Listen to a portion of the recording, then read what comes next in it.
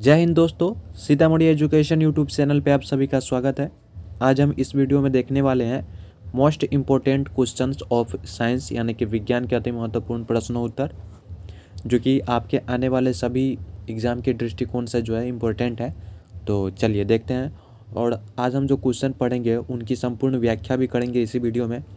तो चलिए देखते हैं, साथ ही साथ व्याख्या करेंगे, ठीक है।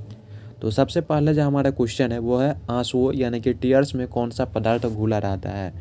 तो इसमें जो पदार्थ घुला रहता है वो होता है सामान्य नमक, यानी कि आंसर ए हो जाएगा। आपको बता दें कि सामान्य नमक का जो है वो IUPAC नाम क्या होता है, वो होता है सोडियम क्लोराइड। और आणविक सूत्र की बात कर ले तो NaCl होता है। क्या होता है? NaCl, जो कि सामान्य नमक का आणविक सूत्र होता है, ठीक है। चलिए बढ़ते हैं अगले क्वेश्चन की ओर। दूसरा क्वेश्चन देखिए, लोहे पर जंग लगती है, लोहे पर जंग लगती है, इसका कारण कौन सा हो जाएगा। तो इसका जो सबसे पहला ऑप्शन है फेरिक ऑक्साइड से, दूसरा है जल योजित फेरस तथा फेरिक ऑक्साइड से, तीसरा है क्षारीय फेरस एवं फेरिक कार्बोनेट से, और चौथा ऑप्शन है उपयुक्त सभी के कारण। तो इसका सही उत्तर हो जाएगा ऑप्शन नंबर डी, यानी कि उपयुक्त सभी के कारण जो है वो लोहे पर जंग लगता है, ठीक है।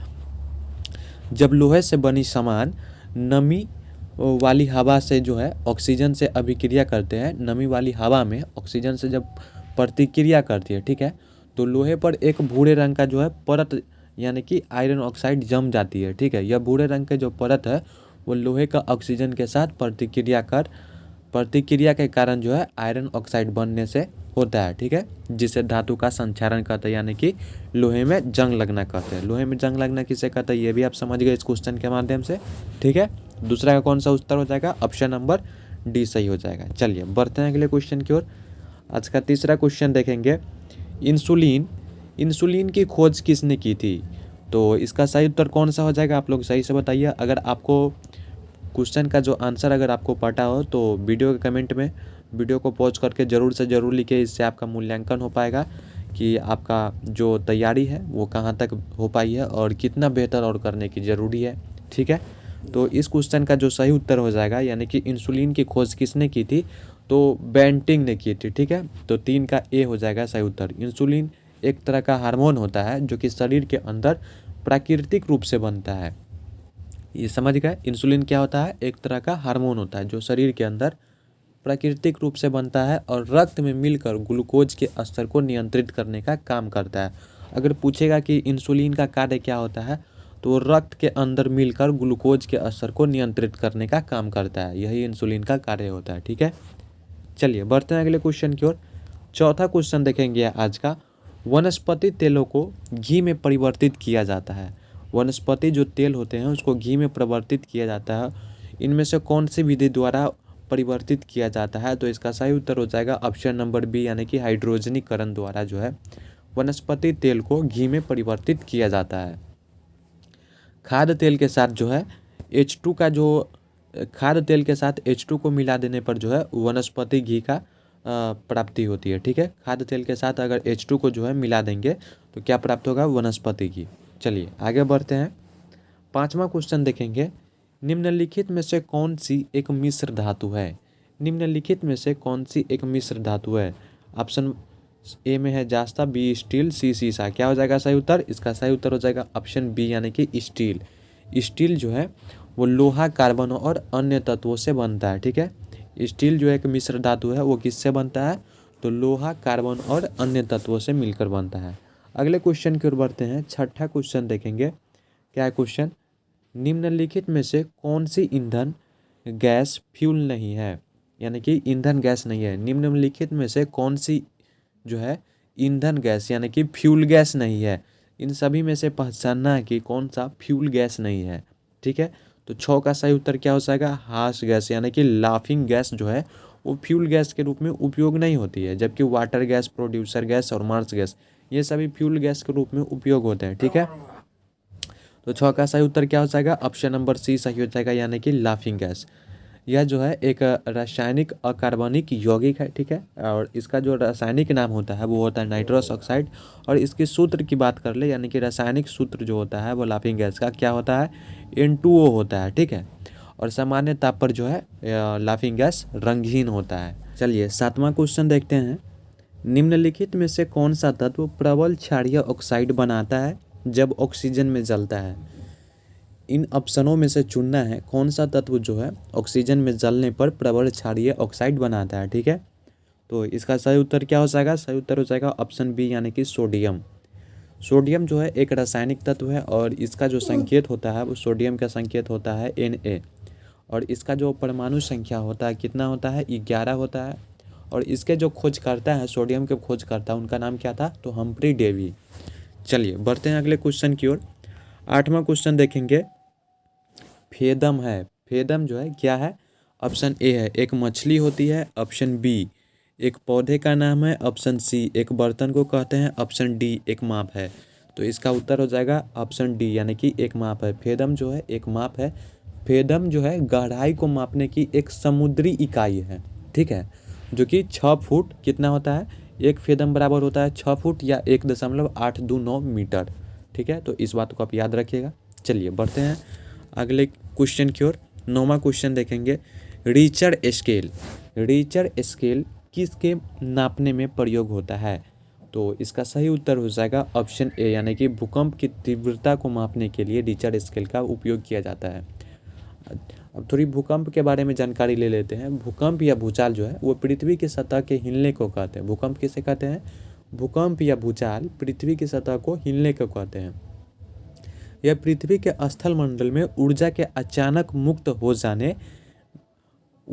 अचानक मुक्त हो जाने के कारण उत्पन्न होने वाली भूकंपीय तरंगों की वजह से होता है। ठीक है, चलिए बढ़ते हैं अगले क्वेश्चन की ओर। 10 नंबर क्वेश्चन देखेंगे।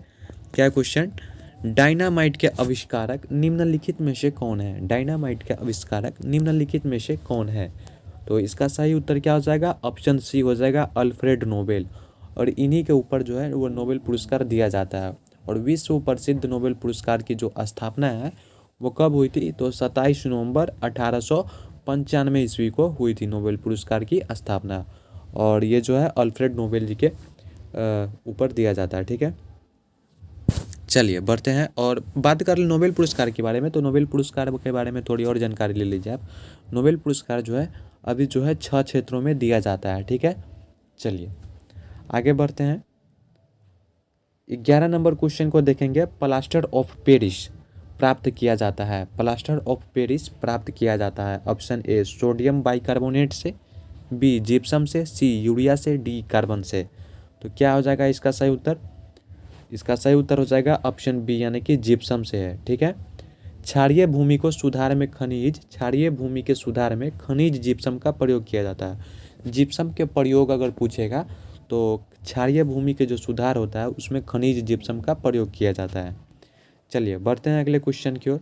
12 नंबर क्वेश्चन देखेंगे। चिकित्सा व युद्ध में प्रयोग के लिए किन किरणों पर नवीनतम अनुसंधान हो रहा है?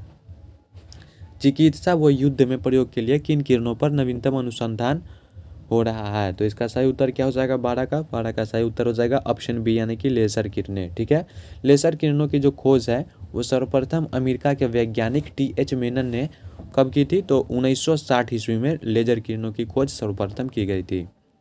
चलिए बढ़ते हैं अगले क्वेश्चन की ओर। 13 नंबर क्वेश्चन देखेंगे।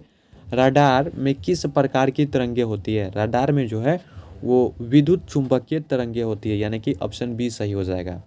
रडार जो है वो वस्तुओं का पता लगाने वाली एक प्रणाली है जो कि सूक्ष्म तरंगों तथा रेडियो तरंगों का उपयोग करती है। ठीक है, रडार जो है वो क्या है? तो रडार जो है वस्तुओं का पता लगाने वाली एक प्रणाली है जो कि सूक्ष्म तरंगों तथा रेडियो तरंगों का उपयोग करती है। ठीक है, और रडार का जो उपयोग है वो विमान में और बहुत सारे गाड़ियों में भी किया जाता है। चलिए बढ़ते हैं अगले क्वेश्चन की ओर यानी कि 14 नंबर क्वेश्चन देखेंगे। आकाश के नीले दिखाई देने का मुख्य कारण है। आकाश के नीले दिखाई देने का मुख्य कारण क्या है? आप देखते होइएगा ऊपर आसमान में जो है आकाश किस कलर का दिखाई देता है? तो नीला कलर का दिखाई देता है। उसका मुख्य कारण जो है क्या होता है? तो उसका मुख्य कारण होता है वायुमंडल में उपस्थित धूल आदि के कणों द्वारा सौर किरणें का प्रकीर्णन। ठीक है, तो इसका सही उत्तर हो जाएगा ऑप्शन बी सही हो जाएगा। और प्रकाश का जो प्रकीर्णन होता है उसके बारे में भी थोड़ी जानकारी ले लीजिए। प्रकाश का प्रकीर्णन कहते किसे हैं? जब प्रकाश जो है किसी ऐसे माध्यम से गुजरता है जिसमें धूल तथा अन्य पदार्थों के अत्यंत सूक्ष्म कण होते हैं, तो इनके द्वारा जो है प्रकाश सभी दिशाओं में प्रसारित हो जाती है, जिसे जो है प्रकाश का प्रकीर्णन कहा जाता है। ठीक है, ये बात आप 10वीं क्लास में पढ़े होंगे और उसके बाद 12वीं में भी, जो बच्चे साइंस के स्टूडेंट हैं। चलिए देखते हैं 15 नंबर क्वेश्चन। क्या क्वेश्चन? तेज गति से आता हुआ वाहन हॉर्न बजाता है। तेज गति से आता हुआ वाहन हॉर्न बजाता है तो उसका पिच जो है क्या होगा? अत्यधिक सुनाई देता है। ठीक है, क्या होता है? अत्यधिक सुनाई देता है। यदि कोई तेज गति से वाहन आता है तो और वो हॉर्न बजाता है तो वो अत्यधिक जोर से सुनाई देता है। ठीक है, चलिए बढ़ते हैं अगले क्वेश्चन की ओर। 16 नंबर क्वेश्चन देखेंगे। सूती और ऊनी रेशों में अंतर ज्ञात किया जा सकता है। सूती और ऊनी रेशों में जो है अंतर ज्ञात किया जा सकता है। कैसे ज्ञात किया जा सकता है? तो उन्हें जलाकर जो है अंतर ज्ञात किया जा सकता है। 17 नंबर क्वेश्चन की ओर बढ़ते हैं। बर्फ पर दाब बढ़ाने से उसका गलनांक, बर्फ पर अगर हम दाब बढ़ाएंगे तो उसका गलनांक क्या होगा? घटेगा, बढ़ेगा या अपरिवर्तित रहेगा, या शून्य हो जाएगा? क्या हो जाएगा इसका सही उत्तर? तो घट जाएगा। दाब बढ़ाने पर जो है गलनांक बर्फ का घट जाएगा। ठीक है, और गलनांक के बारे में भी थोड़ी जानिए। किसी ठोस पदार्थ का गलनांक वह तापमान होता है जिस पर वह अपनी ठोस अवस्था से पिघलकर द्रव अवस्था में पहुंच जाता है। ठीक है, चलिए बढ़ते हैं अगले क्वेश्चन की ओर, यानी कि 18 नंबर क्वेश्चन को देखेंगे। गर्मियों में सफ़ेद कपड़े क्यों पहने जाते हैं? गर्मियों में जो है सफ़ेद कपड़े क्यों पहने जाते हैं? तो इसका जो उत्तर हो जाएगा वो होगा उष्मा के बुरे कुचालक के अवशोषक के कारण। ठीक है, और ठंडियों में जो है हमें कैसे कपड़े पहनने चाहिए? तो काले कपड़े पहनने चाहिए। चलिए बढ़ते हैं अगले क्वेश्चन की ओर। 19 नंबर क्वेश्चन देखिए। निम्नलिखित में से गलत कथन कौन सा है? तो सबसे पहला ऑप्शन है लोहा पानी में डूब जाता है। ऑप्शन बी, लकड़ी पानी पर तैरती है। ऑप्शन सी, पारा जो है पानी पर तैरता है। ऑप्शन डी, पारे में लोहा तैरता है। तो इसका सही उत्तर क्या हो जाएगा? ऑप्शन नंबर सी हो जाएगा, यानी कि पारा जो है वो पानी पर तैरता है। पारा जो है एक रासायनिक तत्व है जिसका संकेत जो होता है वो Hg होता है। पारा का संकेत Hg, और इसका जो परमाणु संख्या होता है वो 80 होता है। और पारा को जो है अन्य नाम जो है वो मरकरी है, यानी कि अंग्रेजी नाम मरकरी है। चलिए अगले क्वेश्चन की ओर बढ़ते हैं। 20 नंबर क्वेश्चन देखेंगे। संतरे में कौन सा विटामिन अधिक होता है? संतरे में कौन सा विटामिन अधिक होता है? तो इसका सही उत्तर हो जाएगा ऑप्शन सी, यानी कि विटामिन सी अधिक होता है। और विटामिन सी का जो सबसे अच्छा स्रोत क्या होता है? वो संतरा होता है। ठीक है, और विटामिन सी की कमी से होने वाले रोग क्या होते हैं? तो स्कर्वी होते हैं।